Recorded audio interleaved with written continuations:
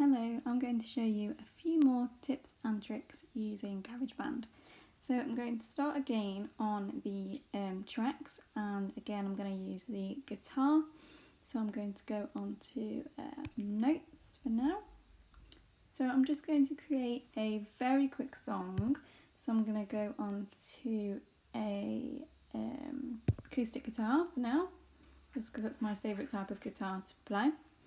And then I'm going to go on to chords, purely because it makes a nicer sound and it's easier for me to create a quick song. So I'm just going to record a very quick song on here just to show you what we can do next. So I'm going to press record and just play some notes.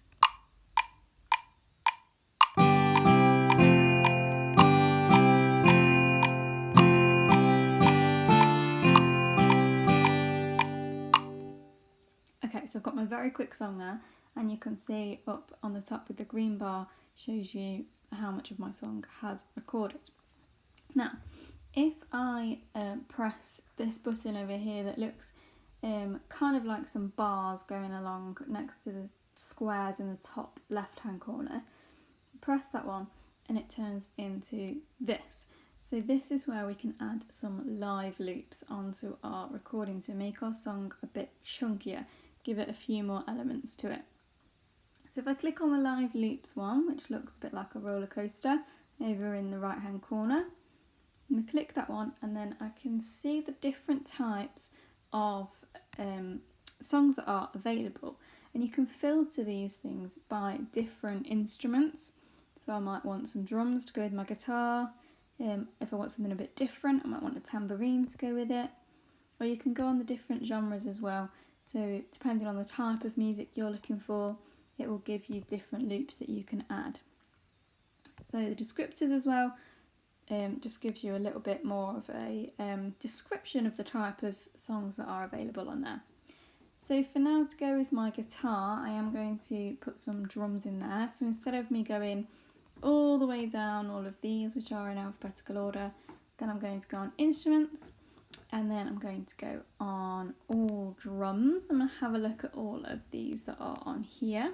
If I want to filter it a little bit more, go on filter by, and then you can go on these types of loops that you will find here, or the scale that you are doing it in.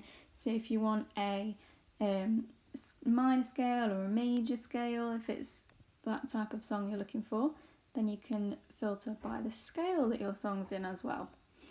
So on my drums, I'm going to look for these basic ones. Sound quite nice. I need to think of one that will go nicely with my acoustic guitar. So I'm going to click on one first just to have a little listen to it and see what it sounds like. Let's go on one of these basic ones.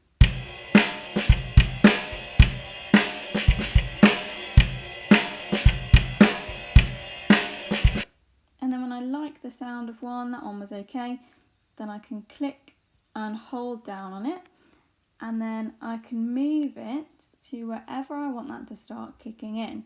So if I want a bit of my acoustic track first, and then I want the drums to come in, then I place it there. So if I press play, have a listen to what that sounds like together.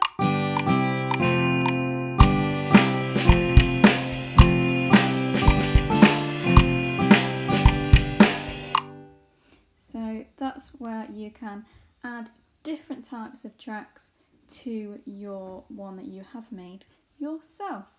Very quick video on some helpful hints and tips using GarageBand.